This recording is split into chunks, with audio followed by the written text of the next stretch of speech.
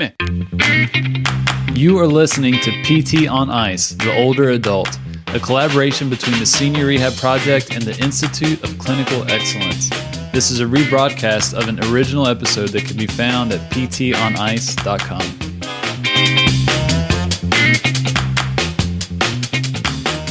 Hello, everybody, and welcome back to the PT on Ice podcast. My name is Christina Prevett, and I am one of the faculty members that is working on modern management for the older adult. We are a new course with PT on Ice, and we are doing our first run through of the modern management of the older adult in January of this year. So we're getting super, super excited. Sorry for the little bit of a delay with getting started. I had some technical difficulties, and it seems to be that PT on Ice has had all the technical difficulties this week about getting started. So you're going to see me looking at my computer because today I'm super excited. So here's my confession. I was so excited about starting this podcast yesterday that I actually couldn't sleep. I was thinking about all the things that we could start discussing together and talking about this LIFTMOR trial that got released earlier. I think it was early October where the final paper kind of came out. So over the last couple of weeks on Wednesdays, we have been talking about trying to map out where some of our older clients lie on this trajectory between aging well and aging successfully, and some of these clinical geriatric syndromes. So last time I was on here 2 weeks ago, I was talking about some of the literature in frailty and how we're starting to conceptualize frailty and why it's important. So one of the things that we talk about is taking a really extensive subjective history with some of our older clients to get a really good idea of where they are doing functionally. And obviously, as people get older, there tends to be a little bit more of an extensive past or current medical history that we need to take. And one of the things that we see very often is that some of our clients, particularly women, but not only women, are diagnosed with osteopenia or osteoporosis. And because this condition is so often not associated with any pain and symptoms, it's kind of easy for us to be like, okay, they have osteoporosis, osteopenia, kind of put it in the back of our mind, but we don't necessarily always use it as a talking point with our clients. And I've caught myself doing this, and I think it's really an important topic because even though they call this condition kind of silent, we can have worse outcomes. We know that falls prevention is a big issue, especially with some of our older clients. And people who are osteopenic or have osteoporosis, we know that some of those falls can lead to much more negative outcomes if they were to have some sort of fragility fracture or issue that is going to make it harder for them to recover. And so we've been doing a lot of research about how can we preserve bone mineral density for some of our clients? How can we mitigate some of the losses? Just like we talked about with frailty, when it comes to osteoporosis and bone health, we are starting to see less redundancy in the system. We're losing efficiency with the turnover of bone. And so it's really important for us to be talking with our clients about ways to improve bone health. And so there's a study that got released last month called LIFTMOR, and it caught a lot of media attention as well because this is a study that was done in Australia that was looking at a group of women with low to very low bone mineral density over the age of 58. So they were postmenopausal women. And they were talking about getting these women to do an exercise trial that was getting them doing heavy resistance training. So they were doing jumping pull-ups and deadlifts and squats.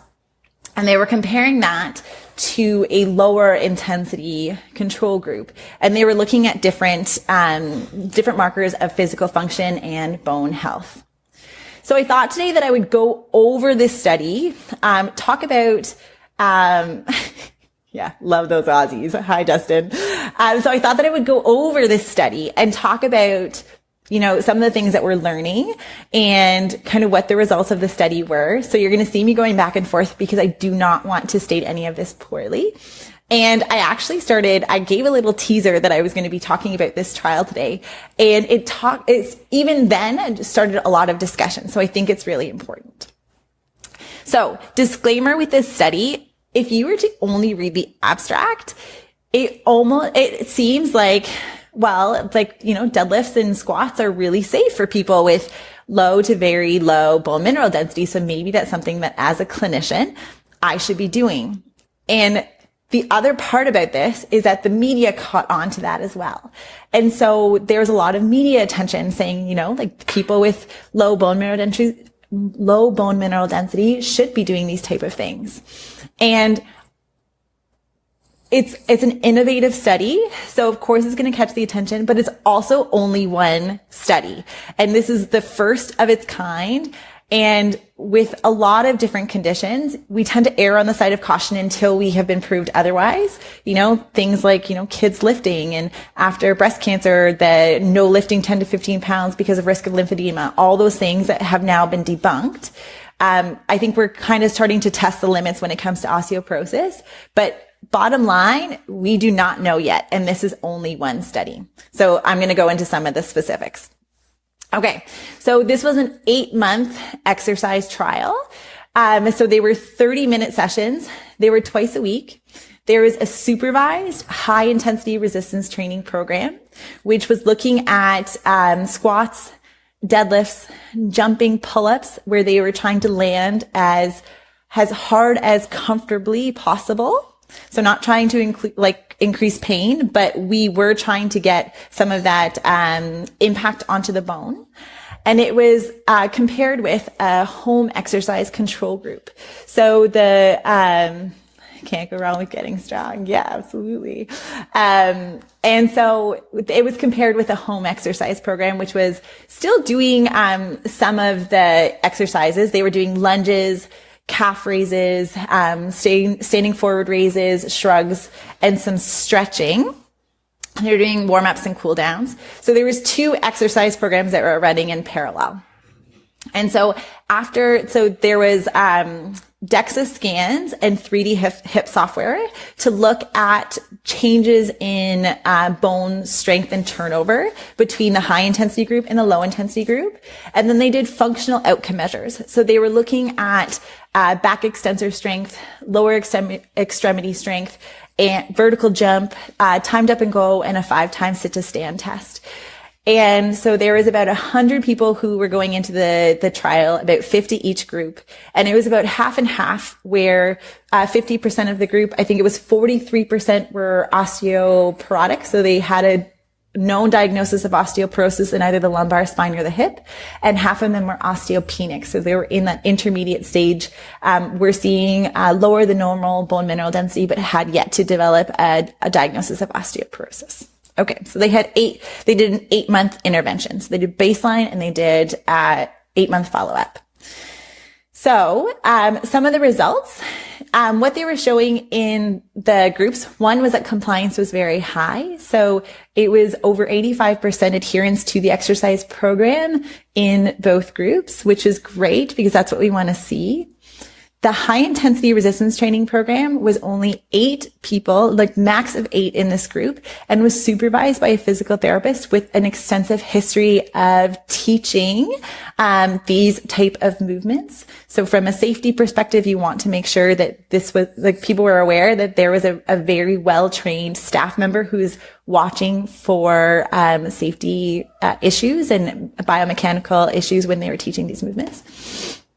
Another thing that I want to talk about when it comes to the exercise program, is that, this was something that the first 2 months of this intervention. So if you look at it, they were like, okay, like we just jumped these women into doing a heavy strength training program.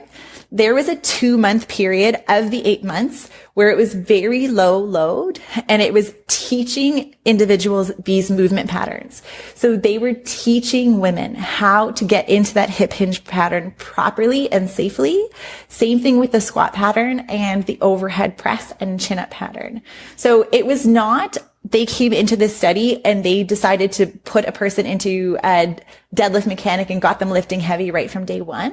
There was almost a 2-month period, 60 days, where they were teaching the hip hinge, getting people comfortable with this movement, getting them to do it in a safe way before they started to apply resistance. And I think that's really, really important, because if you just read the abstract, you would think that these individuals were just starting a high intensity resistance training program, and that is not true.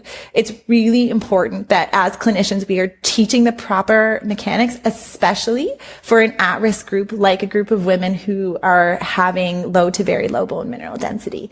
So I thought that was an important consideration as I was reading the study, that I was glad that they did, because from a safety perspective, we want to make sure that we're keeping our clients safe and obviously not having anything like an exercise related injury.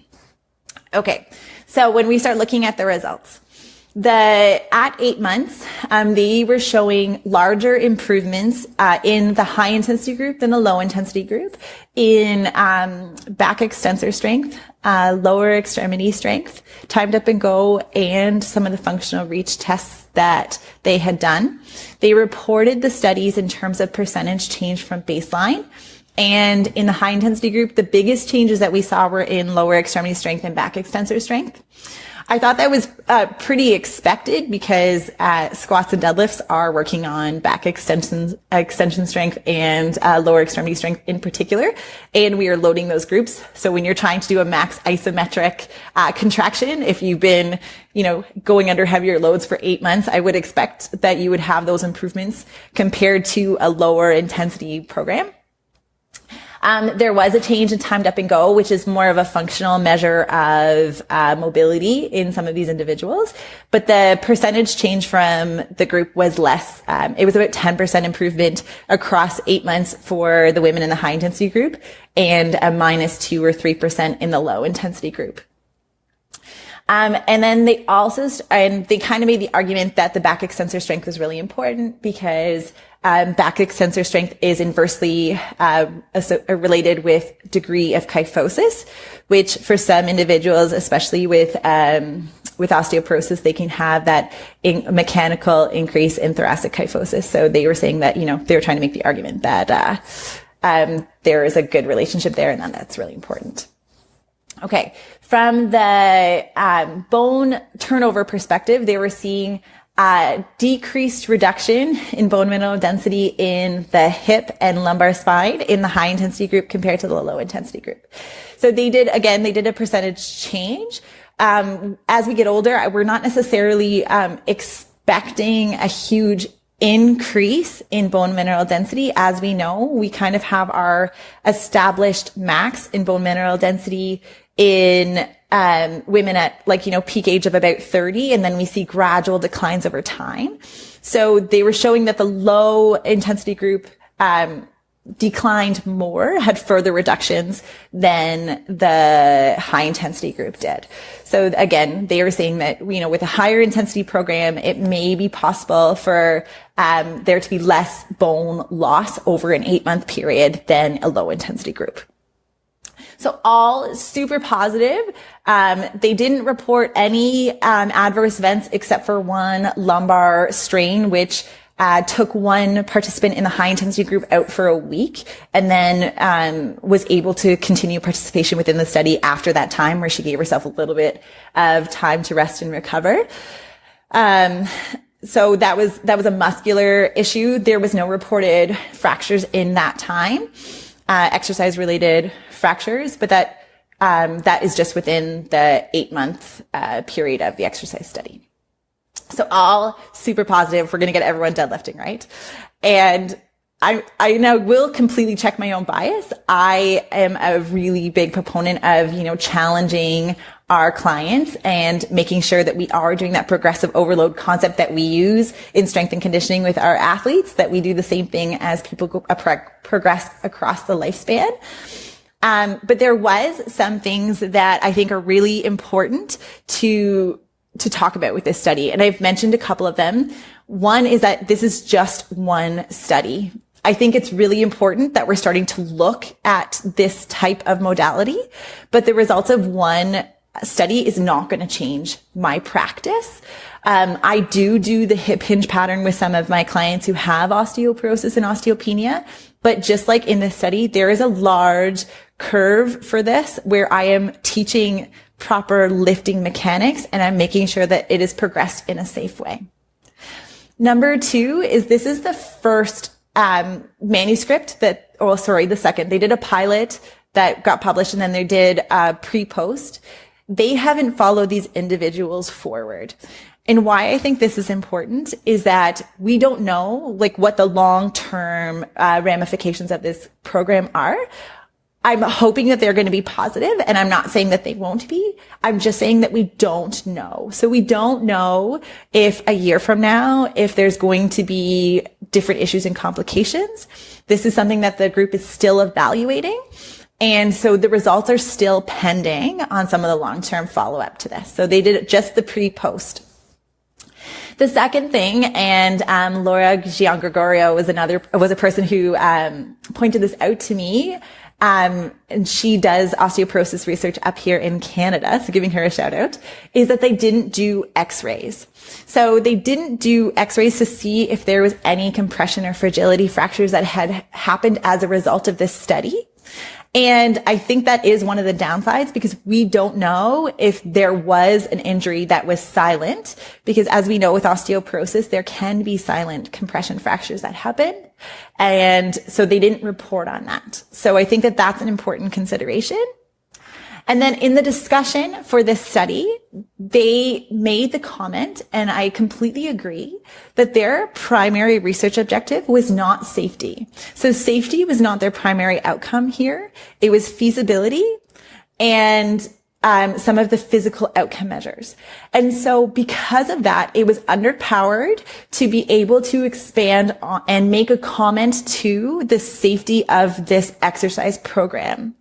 Not saying that this isn't going to be something that is going to be seen as safe down the road. I'm not saying that. What I'm saying is that we need to be careful with the results and what we are taking from a clinical application perspective from this one study. I'm really excited that we're seeing people challenging these at-risk groups. And I think that this is a really interesting study and it's really important work. And I think a lot of people who are in the osteoporosis research circles would agree with me. But I think that we need to make sure that we're tempering our expectations of what this is going to mean for our clinical practice based on the results of one study that hasn't been replicated. So from a clinical bottom line, this is an example of something that from an exercise and from a health promotion perspective, clinicians can be starting to talk to some of their clients with osteoporosis about different methods and modalities to be working with their clients to mitigate some of the losses in bone mineral density and making sure that we're not seeing further decline in some of our clients' bone mineral density levels at the lumbar spine and the hip. It may be possible in a very controlled and supervised way to be challenging our clients with osteoporosis in these novel ways, these high intensity resistance training ways, which I think is super exciting. I think clinicians need to make sure that before they're starting a program like this, they have the necessary knowledge and skills and confidence in those skills to be teaching these type of movements with some of their at-risk clients. Because the last thing we want is for somebody who's trying to change their life and encourage this level of physical activity to have a setback that is going to change their ideas and opinions about being able to exercise safely. And I think that we have to stay tuned for what is going to be coming out of this research group. And I'm sure another research group is going to try and replicate some of these findings and see what some of the follow-up to this study is going to be. As a clinician that works with individuals with osteopenia and osteoporosis, I do teach a hip hinge pattern. I will get people to load almost in like a deadlift sort of mechanic once I know that they are safe and in a very gradual and progressive way. But I also tend to err on the side of caution in terms of loading. And so I think this study is it's really neat and interesting. And we're starting to challenge some of our beliefs that we always have to err on the side of caution with some of these groups. But there is still a lot to learn. All right. I think that is it. I would love to continue this conversation about this study because I think us as clinicians, knowing what is coming out in the research, what the media is picking up on, I'm sure that some of your clients are going to come and say, I heard about this study. I heard it on the news.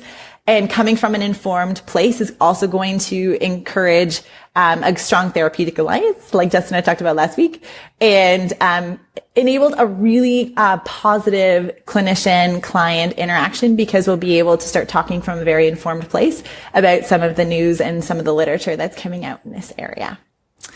All right. I think that is it for me for today. Ooh, I rambled on for 20 minutes. That's amazing. You can hear me for 20 minutes. Keep up with the PT on Ice podcast. We have so many courses that are coming up over the next couple of months. If you haven't checked them out, check them out on the PT on Ice website. They are all listed there. And as always, I will see you guys in 2 weeks, talking more about modern management of the older adults. All right. Bye, guys. Hit me. Thank you for listening. And if you enjoyed this episode, go to ptonice.com, click on the courses tab, and check out Modern Management of the Older Adult. This is a course that myself and Christina Prevett are going to be teaching. It's 8 weeks, an online format, interactive, and solely focused on helping students change how they practice and how they work with older adults. For more information, just go to ptonice.com. Thanks.